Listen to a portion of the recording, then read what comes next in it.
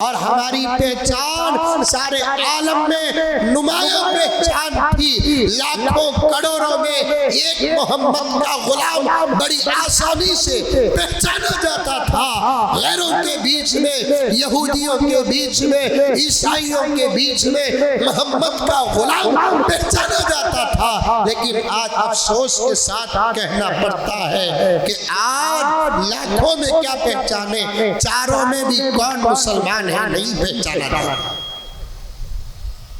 نہیں پہچانا جاتا۔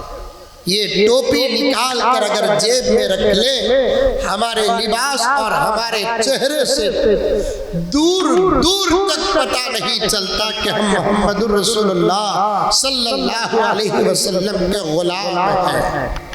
بایزید بسطامی کی تاریخ میں آتا ہے ایک جگہ پر عیسائیوں کا اجتماع ہو رہا تھا۔ لاکھوں کی تعداد میں عیسائی مل کر مذہب کی بات کر رہے تھے۔ حضرت بایزید بسطامی رحمت اللہ علیہ کا گزر اس اجتماع گاہ سے دور سے ہوا تو لوگوں کا ہجوم دیکھ کر بایزید بسطامی رحمت اللہ علیہ نے پوچھا یہ کیا ہو رہا ہے؟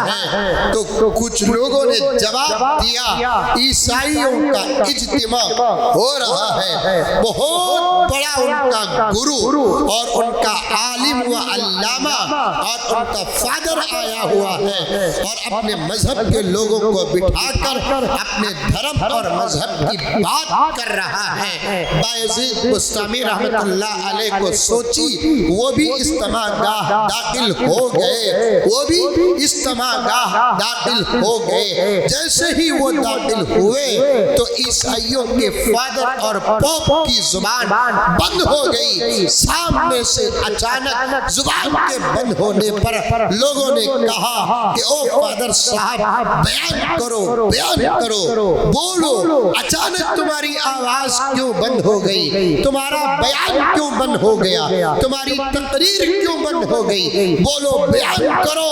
تو حضرت بایزید اس اجتماع میں گئے تھے، اس اجتماع میں بیان کرنے والے فادر کے زبان سے ایک جملہ کیا نکلتا ہے؟ فینا دخل محمدی، ہم میں سے کوئی محمد کا غلام داخل ہو گیا جس کی وجہ سے ہماری زبان بند ہو گئی۔